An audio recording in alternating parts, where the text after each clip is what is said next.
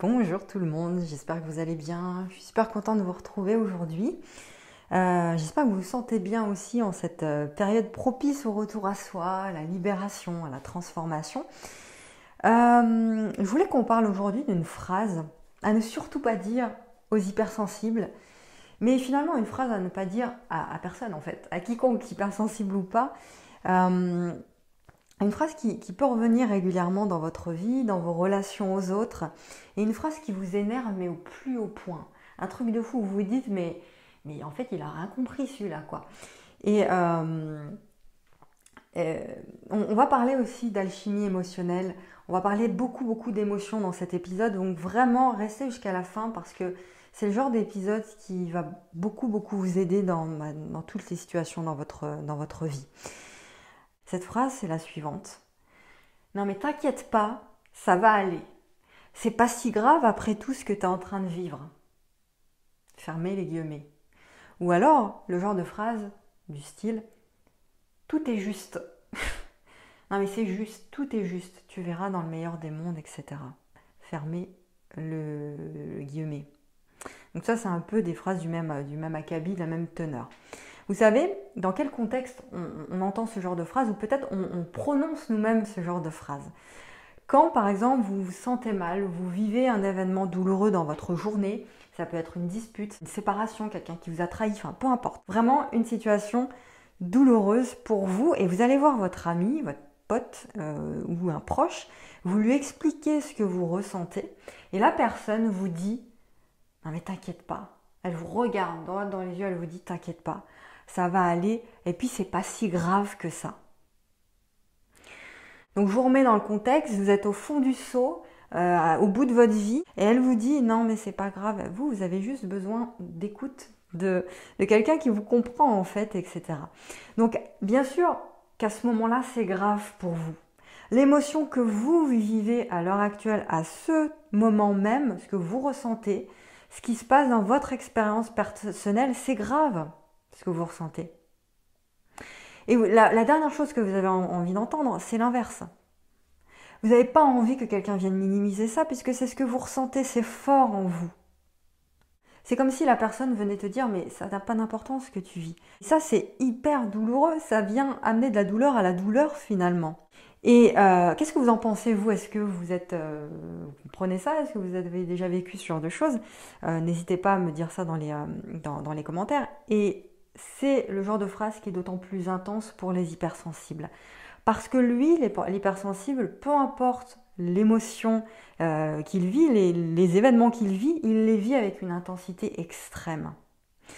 Il vit une émotion dite négative dans notre cas, néfaste, douloureuse, il les ressent fois 1000 en fait. Et s'il a en face de lui quelqu'un qui vient lui dire non mais non, en fait ce que tu ressens fois 1000 ça n'existe pas.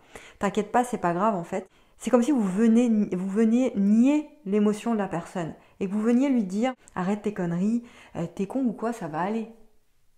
D'ailleurs je voulais remercier Issa Padovani qui m'a inspiré cet épisode en parlant de l'intensité des émotions. On va venir analyser la situation. Et vous allez voir pourquoi c'est le genre de phrase qu'il faut éviter de prononcer dans les relations. Donc si on vient analyser la situation d'un peu plus loin, l'être humain, les êtres humains, on est reliés les uns les autres.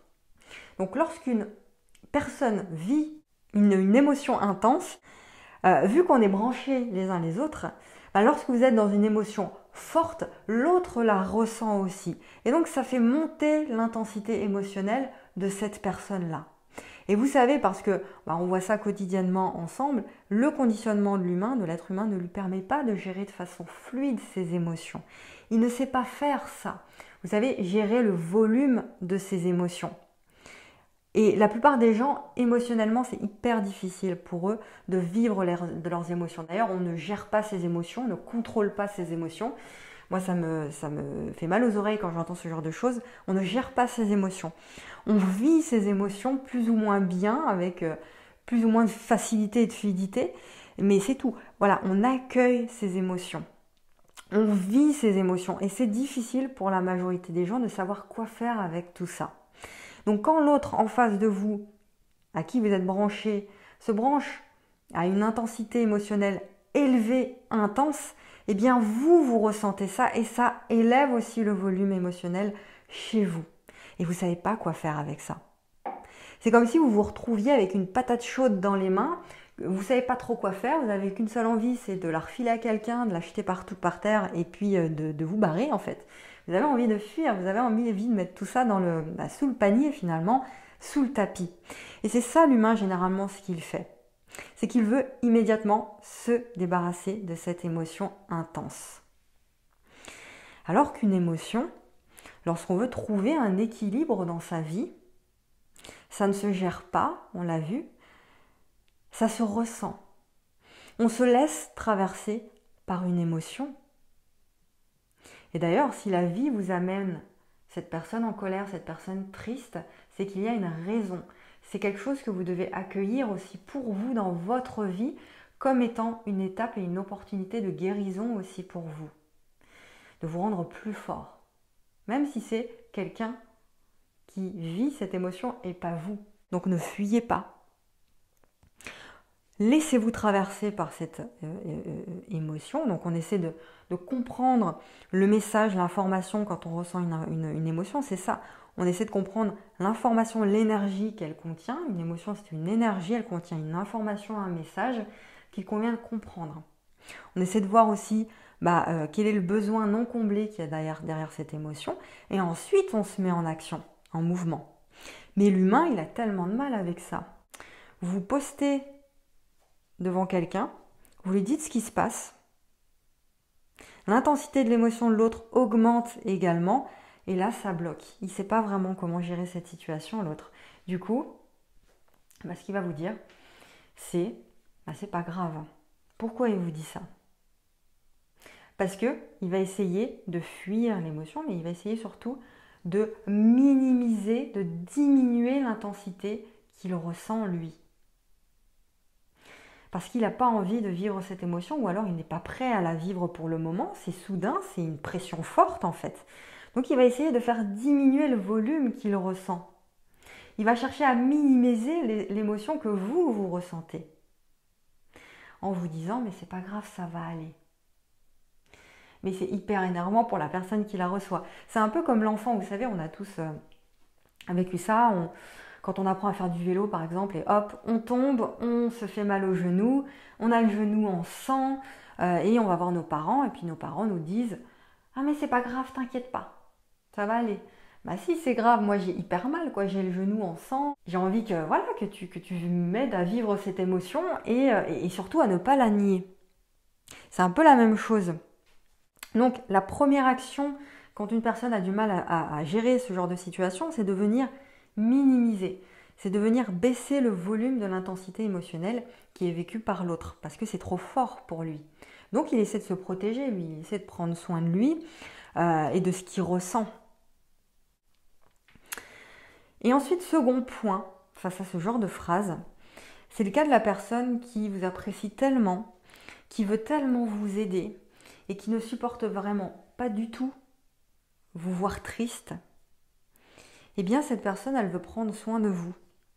Elle veut que vous alliez mieux. Elle veut vous rassurer.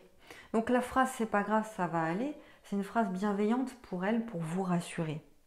Mais ce que j'aimerais vous dire ici, c'est que on ne rassure pas une personne qui souffre.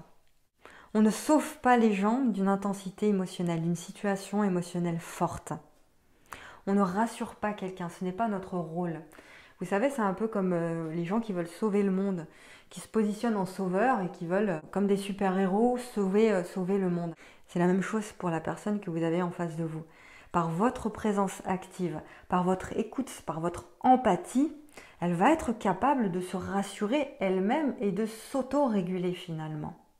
Vous avez en face de vous quelqu'un qui vous écoute, quelqu'un qui ne cherche pas à fuir, qui ne cherche pas à minimiser ce que vous ressentez, mais qui est plutôt dans la compassion, dans l'écoute active. Et bien là, vous vous sentez mieux, vous vous sentez écouté et vous vous autorisez, vous permettez à réguler vous-même vos émotions, à vous apaiser vous-même, parce que vous sentez l'énergie circuler et vous sentez la compréhension mutuelle. Cette validation, c'est-à-dire que vous vous dites que vous avez le droit de vivre ça, que c'est vital aussi pour vous de vivre ça. Et dans les relations, ça aussi c'est vital en tant qu'être humain, de laisser l'autre vivre ce qu'il a à vivre, sans chercher à ce que la situation soit différente et sans chercher à minimiser. Vous comprenez? Ça, c'est une preuve de respect. Vous respectez l'autre dans ce qu'il vit. Et c'est incroyable ce genre de relation, vous ne trouvez pas? On a tous envie de vivre ce genre de relation. Et je vous garantis que si l'humain comprenait ça et parvenait à vivre ses propres émotions de cette façon-là et à accepter l'émotion de l'autre, le monde il serait tellement plus en paix. C'est ça que je voulais vous dire aujourd'hui. Vraiment au quotidien, vivez ce que la vie vous amène à vivre, sans fuir. Évidemment, on peut se sentir mal parce que c'est inconfortable. Simplement, vous pouvez dire à l'autre, effectivement, ça doit être difficile à vivre pour toi. Je te comprends. Et vous pouvez aussi lui poser la question, mais qu'est-ce que tu ressens? Qu'est-ce qui se passe vraiment? Qu'est-ce que tu ressens dans ton corps? Est-ce que tu es en colère? Est-ce que tu es triste? C'est ça en fait que tu vis. Et là, c'est beaucoup plus facile pour l'autre en face de vous dire tout simplement, bah ouais, en fait, c'est ça que je ressens. Vous sentez cette libération, cette validation, cette compréhension, en fait, cette empathie, cette présence de l'autre. Voilà, dites-moi ce que vous en pensez dans les commentaires. Si vous avez déjà rencontré des personnes qui vous disent ce genre de phrase ou vous-même vous l'avez dit à quelqu'un, quelles sont les leçons que vous en avez tirées de tout ça? Dites-moi dans les commentaires. Et puis, je vais vous laisser avec ça. Réécoutez plusieurs fois cet épisode très important et puis envoyez-la à une personne qui a besoin d'entendre ça. Je vous retrouve très vite dans un nouvel épisode du podcast et puis je vous laisse rejoindre ma plateforme de formation, mon école en ligne, en cliquant sur le lien qui se trouve dans la description de cet épisode. À très vite.